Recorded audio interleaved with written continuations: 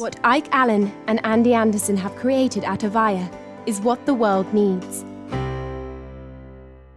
Hello, AVAIYA family. I'm Andy Anderson. My partner Ike Allen and I are teachers, mentors, and the co-owners of AVAIYA University. AVAIYA is the creator of over 1,000 books, films, courses, teachings, and other supportive resources. Thank you so much for joining us. Our fellow teacher Ken Page is back with us today to talk about how to access life-changing inner wisdom in times of crisis and confusion. Ken is a renowned psychotherapist, best-selling author, and a leading voice of hope and wisdom for anyone and everyone seeking to find and cultivate healthy, lasting love. Ken is passionate about helping people understand the search for love as one of the greatest spiritual adventures in life, and he celebrates the inclusion of the LGBTQ plus community into the banquet of wiser relationship advice. Ken lives in Long Beach, New York, with his husband, his children, and their pets. Welcome back to AVAIYA, Ken.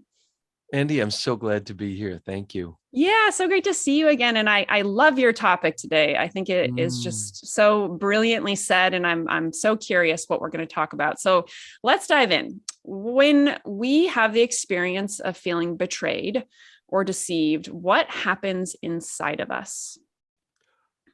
Yeah, well, the experience of being deceived or betrayed hits us at the very roots of our being, because trust is kind of such an essential in this world and in our lives and in our psyche. And when that trust is broken, it shakes us up so profoundly in ways that almost nothing else does, because it brings up questions of, can I trust myself? How did I miss this? Can I trust this other person? Maybe in some ways, no, now. Can I trust the world? Can I trust the other people who I love? And trust is like, it's the feeling of your feet on the ground. It's the feeling of the earth beneath your feet. It's that primal and it's that essential. So we become deeply shaken up by this. And what it is it's trauma. The betrayal of trust is trauma. And trauma blocks our ability to respond adaptively to situations. We freeze, we get caught, we go back to our regressive ways to behave. We experience what are called in self-psychology the byproducts of disintegration. When we're not integrated, we all disintegrate in different ways. And those are like kind of like we all have our own unique byproducts of disintegration. Anxiety. If we've had substance abuse issues, we might like start craving those substances again. We might get prickly with the people we love. We might sink into despair. We might move into workaholism. We kind of all fracture in trauma around our pre-existing fault lines. And that's what happens. But the worst thing that happens is this loss.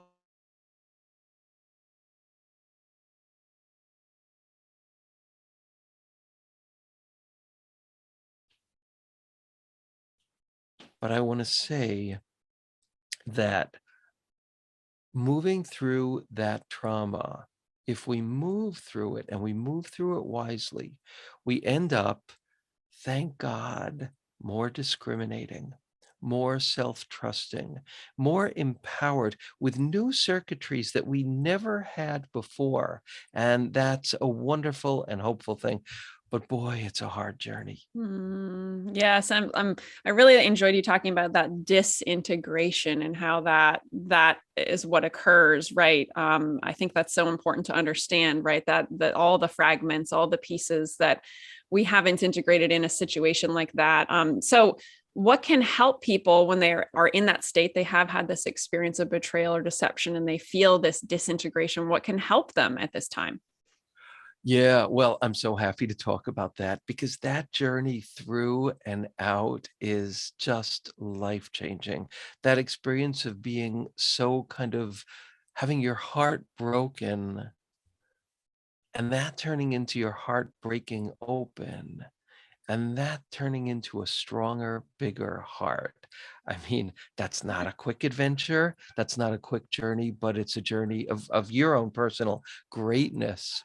So what can help? And I'm going to talk about that on a few different levels. I think the first thing that can help is people who mirror what you're experiencing and can kind of hold and make space for how devastating it is. Just kind of hold you in that level of grief without trying to pull you out of it. Just really being there for you, like looking into someone's eyes who gets how deeply this hurts and gets how devastating betrayal is and deception from someone really important to you. The first stage, I think, is to be heard and to be allowed to kind of sink down to the bottom. Like, let your feet touch that really hard bottom of like, yeah, it is that bad. To be asked questions like, what's the worst part of this for you? That might seem like a kind of cruel question, but it's a wonderful question because then people begin to really name that. And that's the beginning of getting your feet on the ground, which is your beginning of your pathway up. So that's one thing, is really being heard and seen by the people who care about you.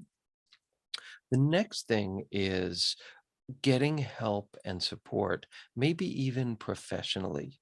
And there are techniques that are built and designed to work with trauma, like EMDR, brain spotting, tapping.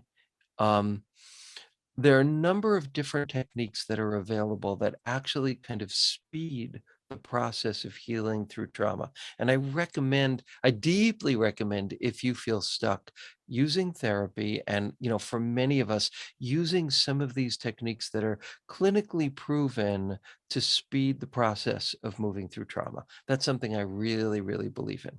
Another thing that's huge is a support group. I don't know, I can't even really put my finger on why this is, but the relief that we feel with other people who know our pain, it's just an amazing, amazing thing. So don't be alone with this. Get professional help. And if you could be in any kind of a support group, that's a really, really wonderful and helpful thing. And the final piece that I want to say is accessing your own inner guidance. This is so incredibly important because betrayal and deception lead to feelings of such profound bewilderment. Like, we just feel bewildered. We don't remember who we are. We don't know who we could trust. It goes so deep. It's so hard. And so the thorn of pain around deception and betrayal is so deep, we need to find another thorn to go in to take it out that runs just as deep. And finding your own internal sense of guidance is a breathtakingly helpful process. And in a few minutes, I'll actually teach a process that I use every day that's incredibly empowering when we're faced with that kind of bewilderment and uh, splintering, shattering pain. Yeah. And I'm glad I mean, you tell it like it is, Ken, right? I mean, these experiences are terrible, and it is, so important to really just get present to how much it sucks, right? Yes, Recognizing, right? yes, that's exactly true. And you need to know the taste of that. Like, and when you think about this person who betrayed you and what that's like, you want to remember what that tastes like and also what it makes you feel about you and your worth. You want to remember that taste, because the next time it comes, you want to really be ready to say, no, no, no, no, no. So, Right. yeah, really getting down into that feeling, and then also thinking like, this is also another really powerful piece. Have I been betrayed like that before? Have I been deceived like this before? What does it remind me of? Are there patterns here? Once you see patterns, that's gold, because then you can begin to change those patterns. Right. Yes, absolutely. Sometimes it takes us going through really difficult scenarios to learn something we need to learn about ourselves in order to not Yeah, have them again. Right. Absolutely. exactly. And before we go on to your exercise, which I'm excited about, I'm curious too, like, when does someone know when they should try to heal with the person who betrayed them? When does that come into play, if at all? Great and important question.